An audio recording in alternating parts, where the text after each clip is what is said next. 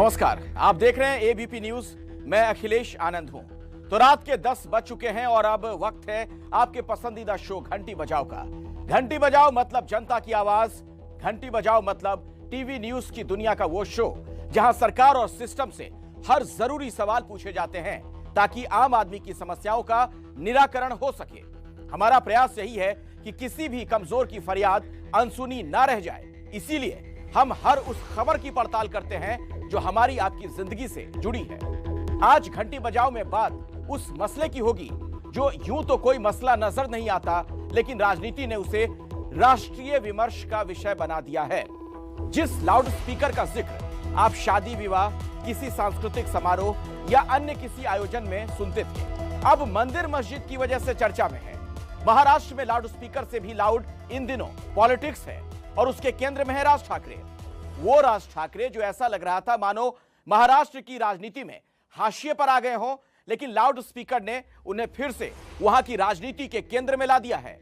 सवाल ये, आखिर ऐसी राजनीति से क्या जनता या समाज का कोई भी भला होगा?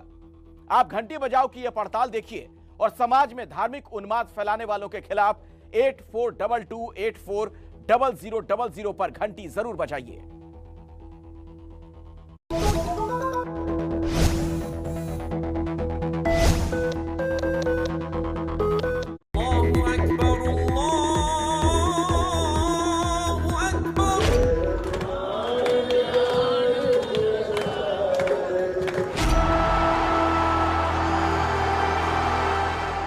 माहौल खराब करने की कोशिश कर पूरे देश में कानून बना है लाउड स्पीकर के बारे में, उसका पालन इस देश के प्रदेश में हो रहा है, तो नई बात क्या है उसमें?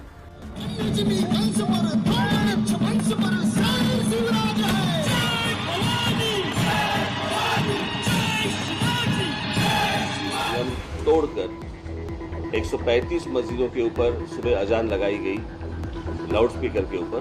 मैं पूछ रहा हूं महाराष्ट्र की पुलिस को, इन 135 मस्जिदों के ऊपर आप कौन सी कार्रवाई करने वाले हैं?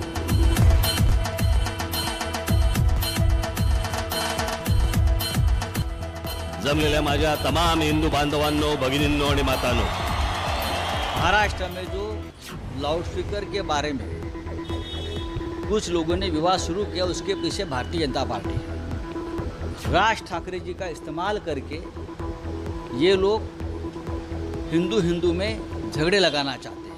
जो हमारी मराठी में बात करते हैं कि अंबिकल को बेम्बाड़ बोलते हैं, तो बेम्बाड़ दुखी है। आज जिस तरह से हमारे मंदिरों के ऊपर से ये आरती लोगों को सुनने नहीं आई, तो हमारे लिए हिंदुओं के लिए काला दिन नहीं मानता। इस इतिहास में कभी नहीं हुआ था। आप सुप्रीम कोर्ट का अगर आप कंटेम्प्ट ऑफ कोर्ट कर रहे हो, जो सरकारें हैं वो उसका इम्प्लीमेंटेशन अगर नहीं कर रहे हैं, तो फिर फायदा क्या है सुप्रीम कोर्ट का? बाळासाहेब के रहते हुए ही मुंबई और महाराष्ट्र में लाउड स्पीकर का मुद्दा खत्म हुआ। ज्या दिवशी माझं सरकार या महाराष्ट्रामध्ये येईल त्यावेळेला रस्त्यामधले नमाज आम्ही पडल्यात बंद केल्याशिवाय राहणार नाही। जब निवेदन की भाषा जब नहीं समझ में आती, तब आंदोलन की भाषा शुरू हो जाती है।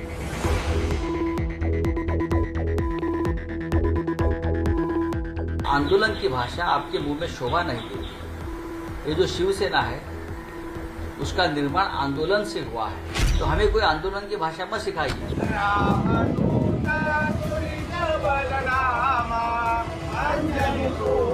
जो है ये एक दिन का आंदोलन नहीं है, ये चालू रहेगा जब तक ये आवाजें लाउड स्पीकर बंद नहीं होते, तब तक ये चालू रहेगा।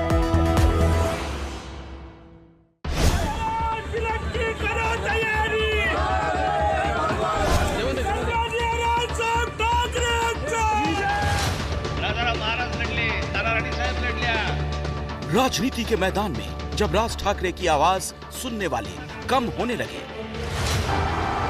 तो उन्हें अपनी मौजूदगी का एहसास कराने के लिए लाउड स्पीकर का सहारा लेना पड़ा। पिछले 1 महीने से महाराष्ट्र में लाउड स्पीकर का शोर है और राज ठाकरे लाउड स्पीकर से भी ज्यादा लाउड हैं। जब निवेदन की भाषा जब नहीं समझ में आती, तब आंदोलन की भाषा शुरू हो जाती है। ये चालू रहेगा जब तक ये आवाजें लाउड स्पीकर बंद नहीं होते, तब तक ये चालू रहेगा। तो ठेठ हिंदी में निवेदन और आंदोलन का फर्क समझाने वाले राज ठाकरे को लगने लगा है कि शिवसेना के कांग्रेस और एनसीपी के साथ मिलने के बाद वो महाराष्ट्र में हिंदुत्व का नया पोस्टर बॉय बन सकते हैं।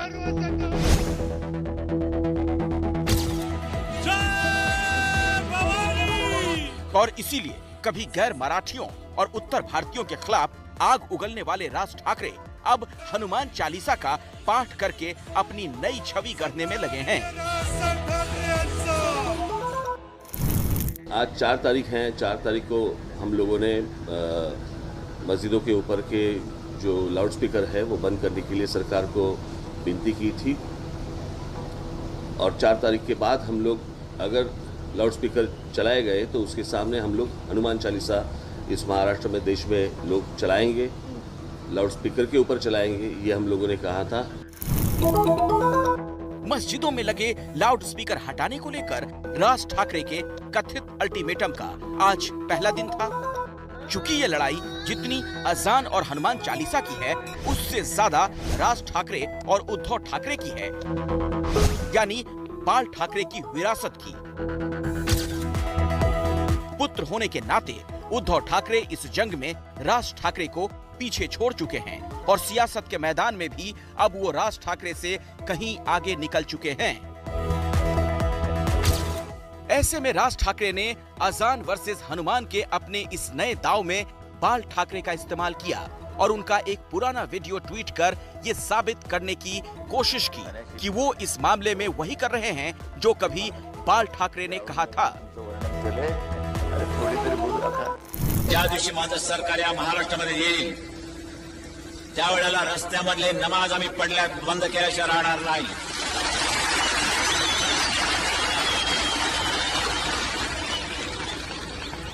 कारण धर्म असा असावा लागतो की तो राष्ट्र विकासाच्या आड येता कामा नये, लोकांना त्याचा उपद्रव होता कामा नये। आमच्या हिंदू धर्माचा कुठे जर कोणाला उपद्रव होत असेल त्यांनी मला येऊन सांगावं, आम्ही त्याचा बंदोबस्त करायला तयार आहोत। लाउडस्पीकर मशिदीवरचे खाली येतील। कुछ दिनों पहले के राज ठाकरे के ये पोस्टर इस बात का सबूत है। इसीलिए शिवसेना राज ठाकरे के खिलाफ और ज्यादा आक्रामक है। लाउडस्पीकर को लेकर बाल ठाकरे के पुराने बयान वाले वीडियो के जवाब में शिवसेना सांसद संजय राउत ने कहा कि बाल ठाकरे के हिंदुत्व को समझना राज ठाकरे के बस की बात नहीं। जो लोग बाला साहब जी को छोड़कर गए, उनके जीते जी, वो हमें हिंदुत्व क्या सिखाए। बाला साहब ने अपने स्पीच में लाउड स्पीकर की बात जरूर की, आपने देखा होगा, लेकिन बाला साहब के रहते हुए ही मुंबई और महाराष्ट्र में लाउड स्पीकर का मुद्दा खत्म हुआ। उसने जिस स्कूल में हिंदुत्व की शिक्षा पढ़ाई शुरू की है ना, वो स्कूल मास्टर की डिग्री फर्जी है, वहां से वो हिंदुत्व की शिक्षा नहीं ले सकते। शिवसेना को पता है इस मामले में राज ठाकरे को जितना फुटेज मिलेगा उसे उतना नुकसान हो सकता है। इसीलिए लाउड स्पीकर पर राज ठाकरे के अल्टीमेटम खत्म होते ही पूरी सरकार और पुलिस एक्टिव हो गई। मंगलवार रात से ही एमएनएस कार्यकर्ताओं की धरपकड़ शुरू कर दी गई। बुधवार सुबह पुलिस ने कल्याण डोंबिवली में राज ठाकरे की पार्टी के 20 से 25 कार्यकर्ताओं को हिरासत में ले लिया।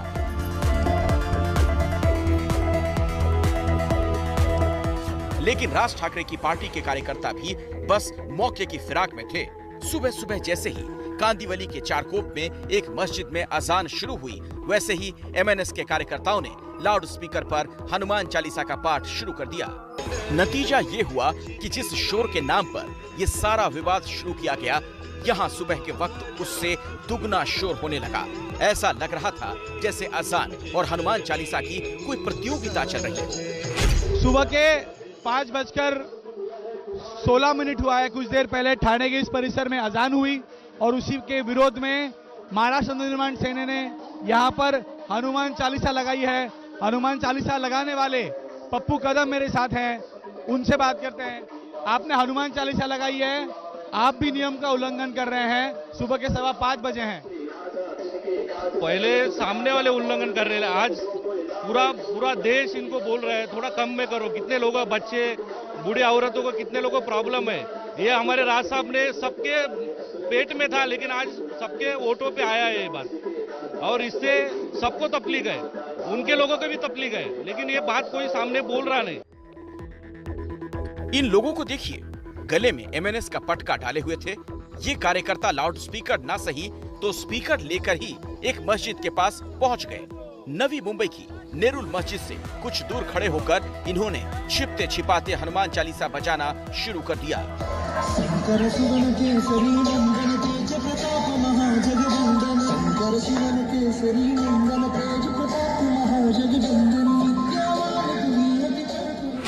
इससे पहले नवी मुंबई की ही जामा मस्जिद के पास भी कुछ MNS कार्यकर्ता हनुमान चालीसा का पाठ करने लग गए थे, जिन्हें हिरासत में लेकर वहां से हटा दिया गया।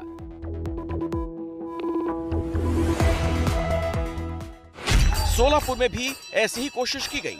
यहाँ मस्जिद के पास ही मारुति मंदिर है, इसीलिए राज ठाकरे की पार्टी के लोग सुबह सुबह यहाँ पहुंच गए। उन्होंने जय श्री राम के नारे भी लगाए।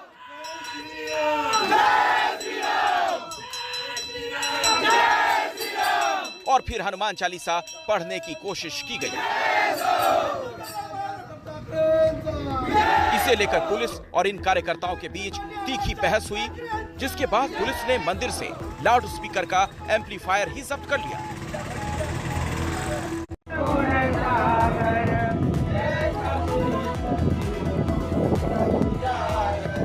मुंबई में लोकल ट्रेनों में सफर के दौरान कई बार यात्री भजन गाते हैं, लेकिन आज लोकल में भी हनुमान चालीसा पढ़ी गई।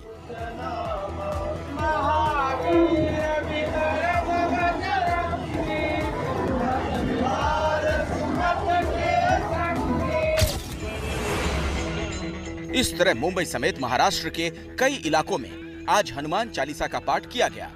जहां अजान नहीं थी, वहां भी MNS कार्यकर्ता सिर्फ ये दिखाने के लिए पहुंच गए थे कि राज ठाकरे के अल्टीमेटम के असर से लाउड स्पीकर बंद हो चुके हैं।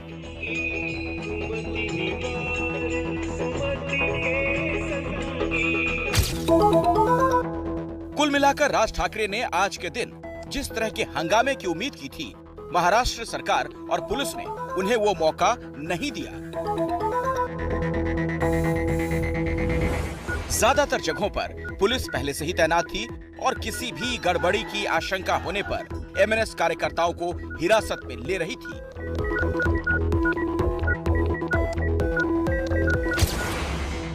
विवाद आगे ना बढ़े, इसीलिए हिरासत में लिए गए कई कार्यकर्ताओं को मुंबई पुलिस ने तड़ी पार कर दिया। कुछ दिनों पहले सबसे पहले लाउड स्पीकर पर हनुमान चालीसा बजाने वाले महेंद्र भानुशाली को 17 तारीख तक के लिए तड़ीपार कर दिया गया है। 4 तारखेला भोंगे वाजणार। मुंबई में कुल 1140 मस्जिदें हैं, जिनमें से आज सिर्फ 135 मस्जिदों में ही लाउड स्पीकर का इस्तेमाल किया गया। अब इसे राज ठाकरे के अल्टीमेटम का असर कहा जाए या फिर उस अल्टीमेटम को फुस करने की महाराष्ट्र सरकार की कोशिशों का असर, पर राज ठाकरे ने इस पर भी सरकार से सवाल कर लिया।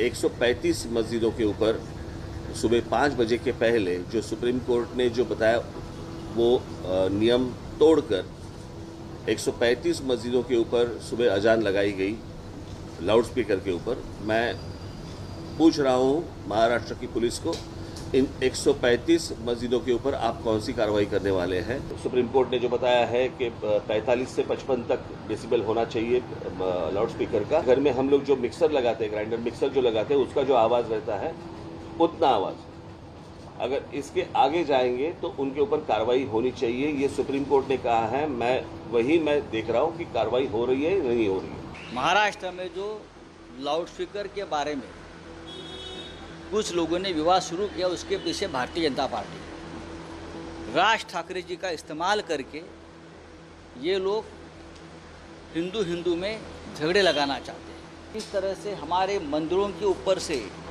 ये आरती लोगों को सुनने नहीं आई। लोग हजारों लोग जमा थे शिरडी के परिसर में या त्र्यंबकेश्वर में, जो ज्योतिर्लिंग है महत्वपूर्ण। तो हमारे लिए, हिंदुओं के लिए काला दिन मैं मानता हूँ। इस इतिहास में कभी नहीं हुआ था। इस तरह शिवसेना ने राज ठाकरे के लाउड स्पीकर विवाद को एक नया रंग दे दिया, तो साफ है कि राज ठाकरे ने अब महाराष्ट्र में एक बार फिर हिंदुत्व की राजनीति को हवा दे दी है। आप जरा सोचिए कि राज ठाकरे ये सब क्यों कर रहे हैं, तो जवाब है खुद को राजनीति में महत्वपूर्ण बनाए रखने के लिए। वरना एक वक्त तो ऐसा भी आया मानो वो महाराष्ट्र के राजनीतिक नक्शे से लगभग उड़नछू हो गए थे। राज ठाकरे वक्त वक्त पर हर पाले के नजदीक या दूर होते रहे। उनकी राजनीतिक शैली पर घंटी बजाओ की खास रिपोर्ट। मेरे घर में पला पोसा बड़ा हो गया, मेरे समझ में नहीं आया। लेकिन इससे बेहतर वो है जहाँ पे रहते हैं, जहाँ पे नमक खाते हैं, वहाँ नमक खराबी नहीं करते। अपने भाई राज ठाकरे के लिए उद्धव ठाकरे ने ये शब्द करीब 11 साल पहले कहे थे। तब राज ठाकरे ने उद्धव के फोटोग्राफी शौक को लेकर तंज किया था, जिसके जवाब में उद्धव ने उन पर परिवार से गद्दारी का आरोप लगा दिया। उस वक्त राज ठाकरे को शिवसेना से अलग हुए 6 साल बीत चुके थे, लेकिन वो अपनी कोई अलग पहचान और जगह नहीं बना पाए थे। राज ठाकरे ने अपनी नई पार्टी को जमाने के लिए शुरुआत में शिवसेना की तरह मराठी मानुस के एजेंडे का सहारा लिया, फिर मुंबई में आने वाले उत्तर भारतीयों के खिलाफ मोर्चा खोल दिया। लेकिन जब ये सारे दांव काम नहीं आए तो 2014 के लोकसभा चुनाव में पहले वो मोदी के मुरीद बन गए। केंद्र को भी ऐसे नेता की जरूरत है। ऐसे नेता की क्यों जरूरत है? मोदी जी की जरूरत है। और ये मैं उनके कोई अंधश्रद्धा से बात नहीं कर रहा हूँ, ये मैं श्रद्धा से बात कर रहा हूँ। और लेकिन मुझे लगता है कि फिलहाल गुजरात पे अगर ज़्यादा ध्यान दे, गुजरात ठीक से बन जाए, उसके बाद में वो देश की तरफ ध्यान दे।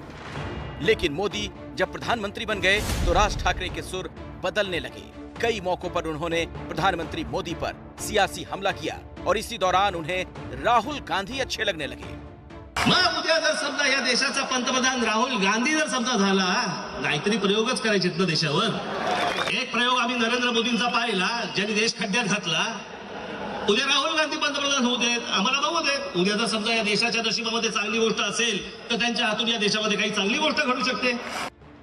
और अभी कुछ दिनों पहले लाउड स्पीकर के मुद्दे पर महाराष्ट्र की उद्धव सरकार पर निशाना साधते हुए राज ठाकरे ने उत्तर प्रदेश के मुख्यमंत्री योगी आदित्यनाथ की तारीफों के पुल बांध दिए। यानी बीते 16 सालों में वो कई बार अपने रंग बदल चुके हैं। कभी कांग्रेस तो कभी बीजेपी की तारीफ कर चुके हैं। सवाल है कि क्या अब लाउड स्पीकर विवाद के बहाने वो एक बार फिर बीजेपी से नजदीकी चाहते हैं?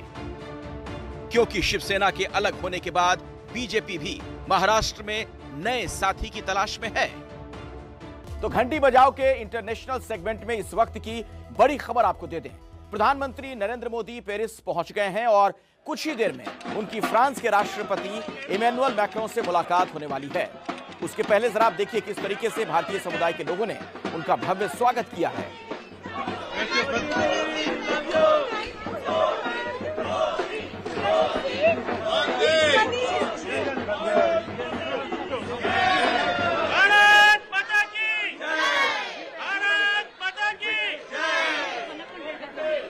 ये पेरिस की तस्वीरें आप देख रहे हैं। दरअसल प्रधानमंत्री मोदी का 3 दिवसीय यूरोप का ये दौरा, जिसकी समाप्ति हो रही है और फ्रांस में वो मौजूद हैं पेरिस में। भारतीय समुदाय के लोग देखिए किस तरीके से पलके पावड़े बिछाए उनका इंतजार कर रहे थे।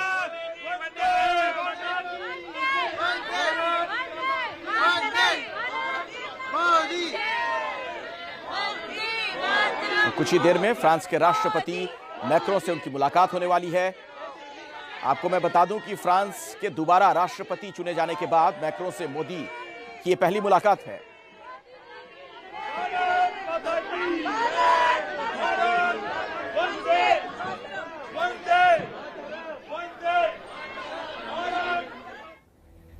इस मुलाकात पर दुनिया की नजरें हैं और क्यों महत्वपूर्ण है इसे जरा आप समझिए। मैक्रों के दोबारा राष्ट्रपति बनने के बाद ये पहली मुलाकात है दोनों राष्ट्राध्यक्षों की। रूस यूक्रेन युद्ध पर बातचीत संभव है और माना यह भी जा रहा है कि इस युद्ध की समाप्ति की दिशा में आज की मुलाकात एक बड़ी कड़ी होगी। रूस से युद्ध रोकने की अपील कर सकते हैं दोनों राष्ट्राध्यक्ष। मोदी और मैक्रों दोनों पुतिन के अच्छे दोस्त भी हैं। दोनों की कई दफे बात भी हो चुकी है रूस के राष्ट्रपति से। राफेल मरीन की खरीद पर भी बातचीत संभव है। यानी भारत के लिहाज से, सामरिक लिहाज से भी यह मुलाकात बहुत ही महत्वपूर्ण है। इसके अलावा आईएनएस विक्रांत के लिए राफेल मरीन पर बात होगी। अब यह देखना होगा कि इस बातचीत का हासिल क्या होता है। भारत में राफेल विमान के निर्माण को लेकर भी बातचीत संभव है। यानी स्वदेशी टेक्नोलॉजी पर जोर है। फाइटर प्लेन के लिए जेट इंजन के विकास में भी डील संभव है। तो सामरिक लिहाज से बहुत ही अहम भारत और फ्रांस के राष्ट्राध्यक्षों की जो ये मुलाकात होगी। फ्रांस की कंपनी साफ्रा के साथ जेट इंजन के लिए बातचीत चल रही है। इन सब के अलावा आर्थिक सहयोग और ज्यादा कैसे बढ़ाएं, दोनों देशों में व्यापार कैसे बढ़े, इन तमाम मसलों पर बातचीत होनी है। रूस और यूक्रेन युद्ध के बीच ये मुलाकात बहुत ही अहम है। पूरी दुनिया की निगाहें आज की इस मुलाकात की तरफ। चूंकि मैक्रो और प्रधानमंत्री मोदी अच्छे मित्र भी माने जाते हैं, तो जो ये मुलाकात होगी, क्या यहां से कोई ऐसा रास्ता निकलेगा कि युद्ध की समाप्ति होगी। और डेनमार्क में थोड़ी देर पहले थे प्रधानमंत्री नॉर्डिक सम्मेलन में, उस दौरान की तस्वीरें भी आप देख रहे हैं। और जब पेरिस पहुंचे तो देखिए किस तरीके से उनका वहां इस्तकबाल किया गया। भारतीय समुदाय के लोग बड़ी संख्या में मौजूद थे। और कुछ ही देर में फ्रांस के राष्ट्रपति मैक्रों से भी मुलाकात होगी प्रधानमंत्री मोदी की। 3 दिवसीय प्रधानमंत्री मोदी का यह दौरा रहा, कई मायनों में महत्वपूर्ण रहा।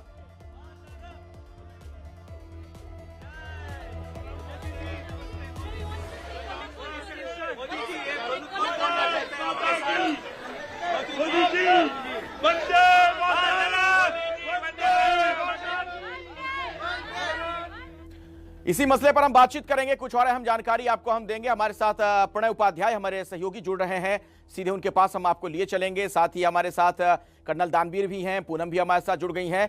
प्रणय, आपके पास पहले मैं आना चाहूंगा और जरा ये बताइए, जो ये मुलाकात है दोनों राष्ट्राध्यक्षों की, किन मायने में आपको महत्वपूर्ण नजर आती है? चूंकि ये जो पूरा दौरा है प्रधानमंत्री मोदी का, आप लगातार साथ रहे हैं।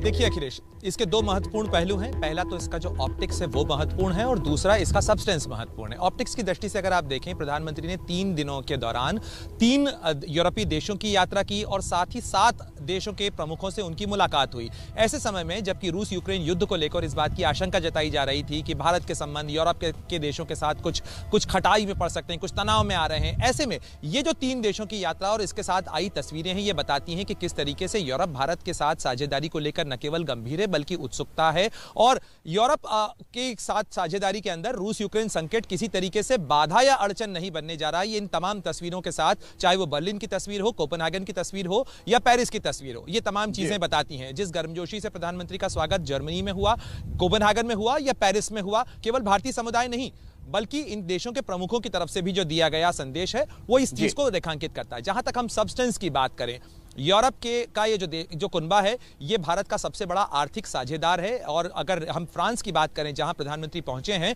वो भारत के टॉप 10 इन्वेस्टर्स में से हैं। 9वें नंबर का सबसे बड़ा इन्वेस्टर है भारत का और रणनीतिक साझेदार है। दूसरी बात, अंतर्राष्ट्रीय स्तर पर भी अगर आप देखें तो सिक्योरिटी काउंसिल में परमानेंट मेंबर है फ्रांस और भारत अस्थायी सदस्य है। सिक्योरिटी काउंसिल में किस तरीके से आपस में साझेदारी हो सकती है, किस तरीके से जो मुद्दे हैं उन पर सहयोग हो सकता है, बिल्कुल। और इन सब पर आज क्या होता है मुलाकात में, ये देखना अहम होगा। मैं आता हूं प्रणय आपके पास, एक बार फिर से मैं आऊंगा, लेकिन पूनम आपसे समझना चाहूंगा और वहां से क्या जानकारी आपको मिल पा रही है, कब ये मुलाकात होगी, कितना और वक्त है?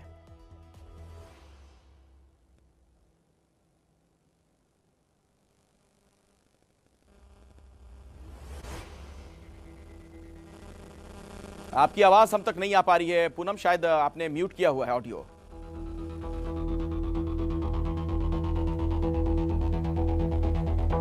चलिए दोबारा हम आपके पास लौटेंगे। कर्नल दानवीर भी हमारे साथ जुड़े हुए हैं। कर्नल दानवीर, सामरिक लिहाज से कितना महत्वपूर्ण इसे आप मानते हैं आज की इस मुलाकात को, भारत के एंगल से भी, दृष्टिकोण से भी, और ये जो युद्ध जारी है रूस और यूक्रेन के बीच?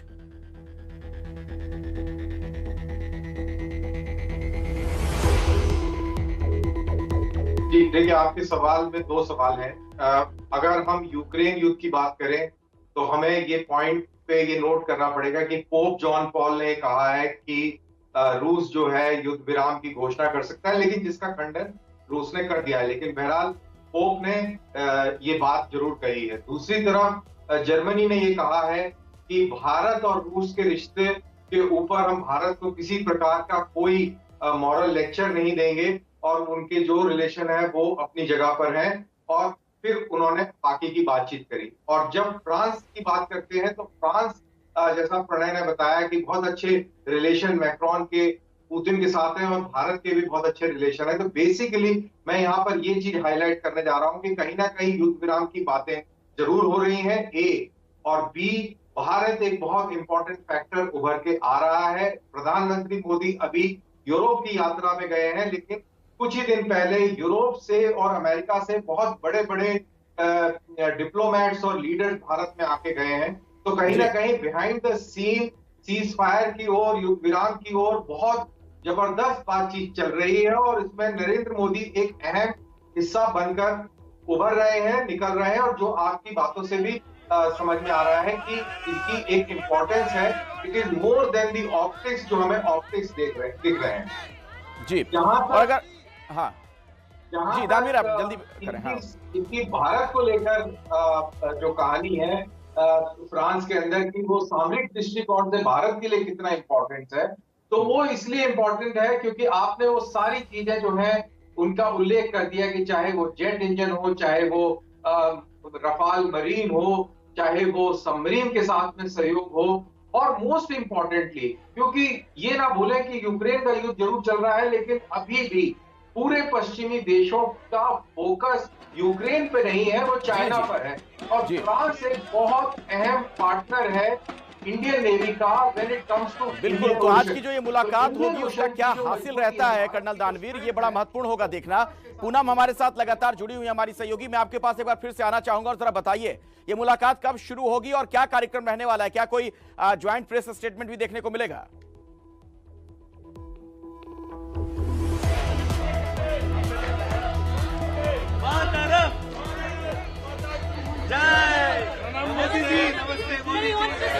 पूनम, क्या आप मुझे सुन पा रही हैं?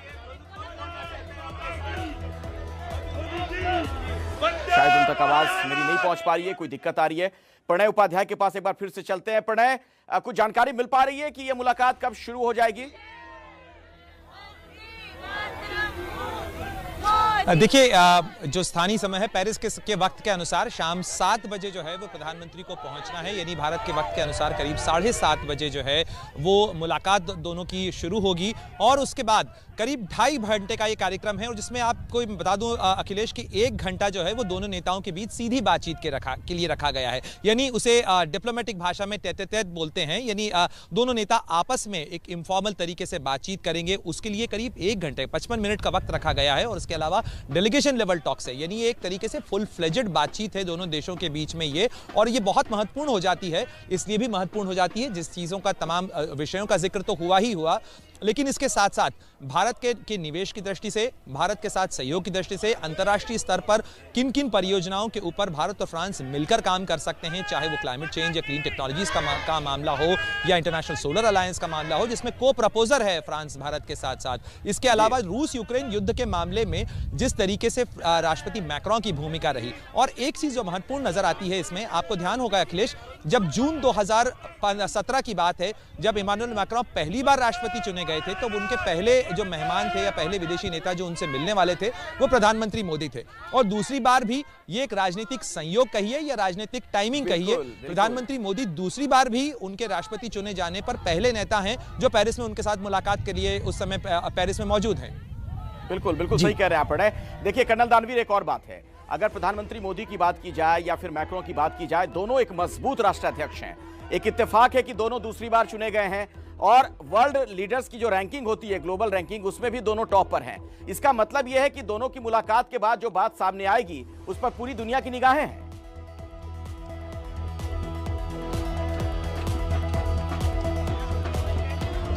100%। फ्रांस एक वो कंट्री है जो कि नेटो का सदस्य है, लेकिन उसकी स्ट्रेटेजिक थिंकिंग जो है वो ऑलमोस्ट ऑटोनोमस रही है। वो अमेरिका के कहे पर पूर्णतः नहीं चलता, वो अपना खुद का विचार रखता है। और भारत भी स्ट्रेटेजिक ऑटोनॉमी को एक्सरसाइज करता है, और इसीलिए हम दोनों के बीच में एक अलग किस्म का हमारा रिश्ता है। हम ये कभी ना भूलें कि जब हमारे ऊपर न्यूक्लियर सैंक्शंस लगे थे 1973 के बाद, तो सिर्फ फ्रांस एकमात्र देश था जो हमें न्यूक्लियर फ्यूल में भी मदद करता था, रिएक्टर्स में भी मदद करता था। तो हमारे रिश्ते बिल्कुल डिफरेंट लेवल पे हैं, और आज भी वो बहुत स्ट्रांग है। आज भी हमारा जो स्ट्रेटेजिक गठजोड़ फ्रांस के साथ है, वो बाकी किसी भी मुल्क, चाहे अमेरिका ही क्यों ना हो, अमेरिका का के साथ में क्वाड क्यों ना हो, वो बिल्कुल डिफरेंट है और एक अपना एक इंडिपेंडेंट तर्क के साथ और मजबूती के साथ वो खड़ा हुआ है। और यही हमारी बिल्कुल कर्नल दानवीर, आप सही कह रहे हैं। और ऐसे में दर्शकों को मैं ये भी बताना चाहूंगा कि पेरिस जाने से पहले प्रधानमंत्री मोदी ने नॉर्डिक देशों के पीएम से भी मुलाकात की। समिट में मौजूद आइसलैंड की पीएम से हमारे संवाददाता प्रणय उपाध्याय ने बात की है। क्या कुछ उन्होंने कहा है, सुनिए आप। भारत और नॉर्डिक देशों के बीच में शिखर बैठक हो रही है। आइसलैंड के प्रधानमंत्री हमारे साथ हैं, madam Katrin Jakobsdottir. Welcome to ABP network. And you held a meeting with the Indian Prime Minister. What were the issues you discussed and raised? Yes, we were talking about the climate issue, which is a core issue for the Icelandic government. We were talking about the possibilities of deepening the cooperation, the bilateral cooperation between Iceland and India. What did you urge Indian Prime Minister as far as the Ukraine-Russia crisis is concerned? What have you raised? Well, Iceland has condemned that invasion, and we are seeing a terrible results of this invasion in Ukraine for the Ukrainian people. So it's a very pressing issue that there will be some solutions found. Thank you very much for talking to us. तो ये थी Iceland की प्रधानमंत्री जैकब्सडॉटर। Cameraman Manoj के साथ Pranay Upadhyay, Copenhagen, ABP news. और जो प्रधानमंत्री मोदी की मैक्रों के साथ मुलाकात होनी है, उस पर पूनम की नजर बनी हुई है। हमारी सहयोगी वहां पर मौजूद हैं। एक बार फिर से मैं उनका रुख करना चाहूंगा। पूनम, कुछ जानकारी, कुछ अपडेट आपके पास कि क्या कोई ज्वाइंट प्रेस स्टेटमेंट भी होना है, कभी ये मुलाकात होगी, कुछ तस्वीरें सामने आएंगी? बस थोड़ी ही देर में ये मुलाकात होने वाली है और मेरे पीछे जो आप गेट देख सकते हैं, उस गेट के द्वारा प्रधानमंत्री नरेंद्र मोदी किसी भी क्षण यहाँ पे अंदर एंटर करेंगे।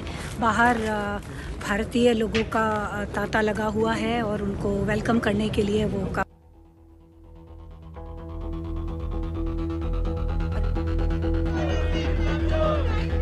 तो उनसे बातचीत नहीं हो पा रही है पूनम से। हम दोबारा कोशिश करेंगे कि आप तक वो तमाम तस्वीरें वहां से पहुंचा सकें।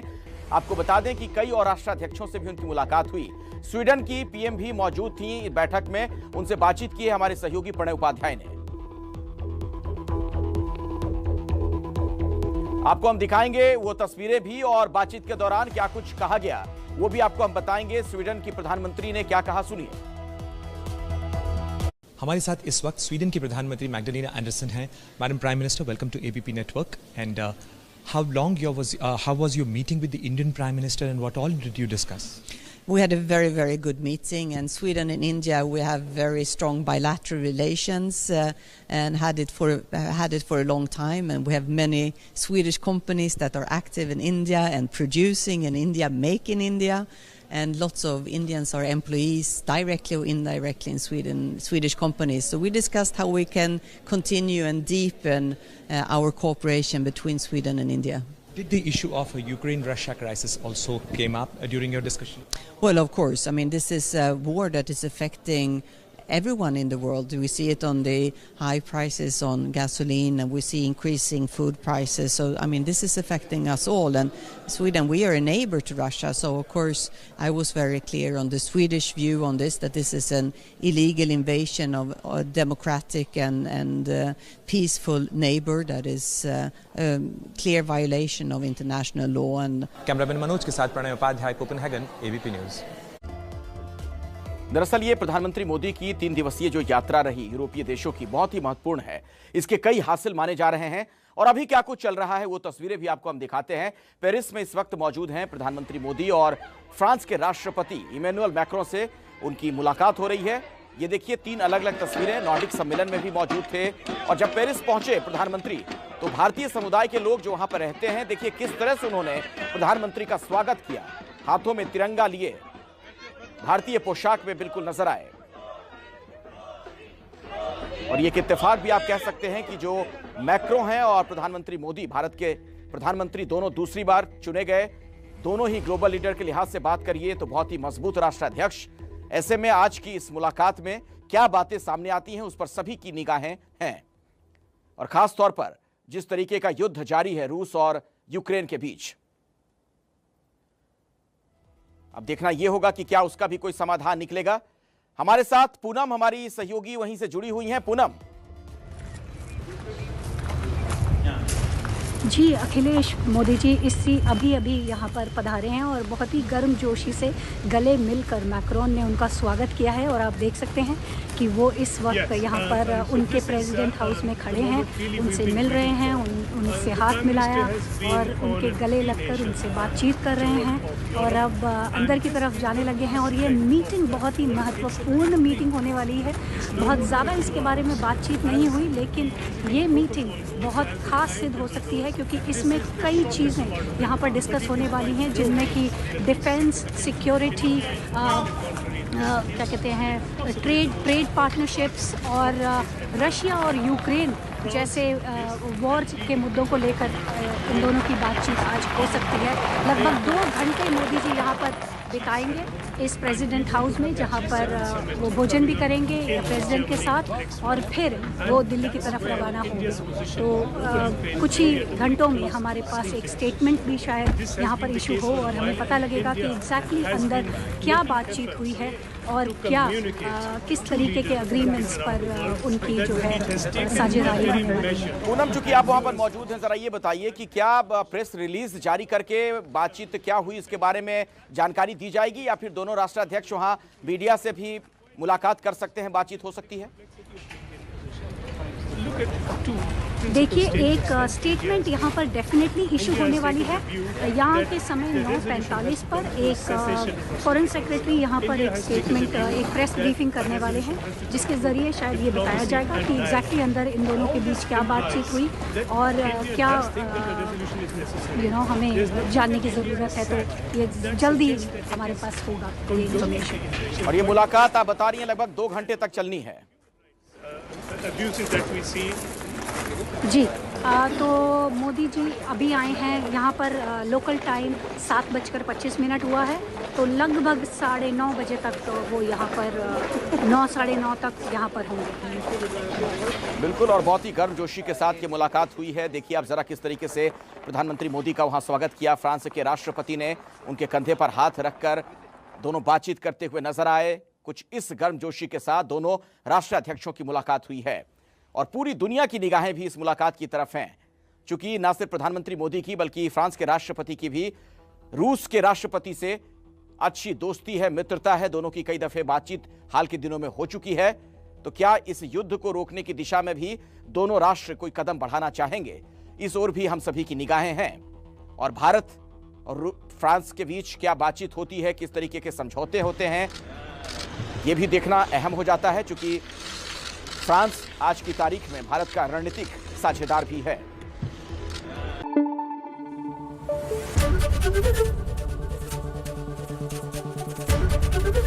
एबीपी न्यूज आपको रखे आगे।